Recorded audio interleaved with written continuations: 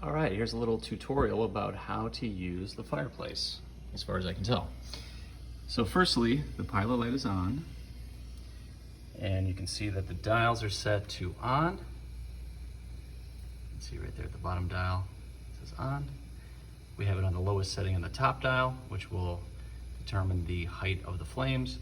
And then over here, it's hard to tell, but this is on remote, which means it'll connect to the remote control, which is in my hand here. It's got two buttons on it, on and off, low and high. It seems to work in increments, so you push it and it makes this top dial move just slightly.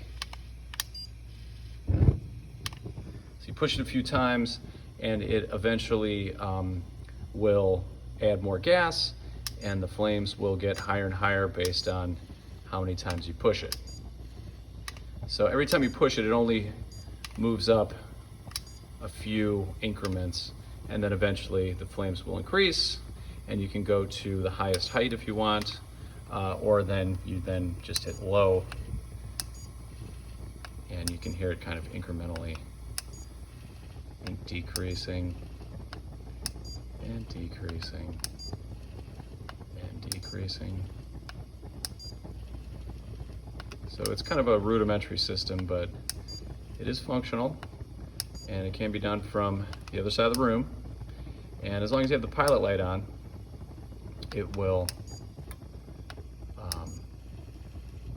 ignite on its own.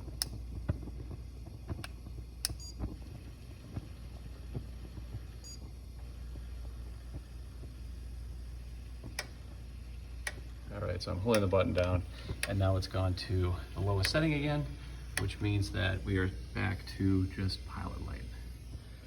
So that's kind of the general idea here.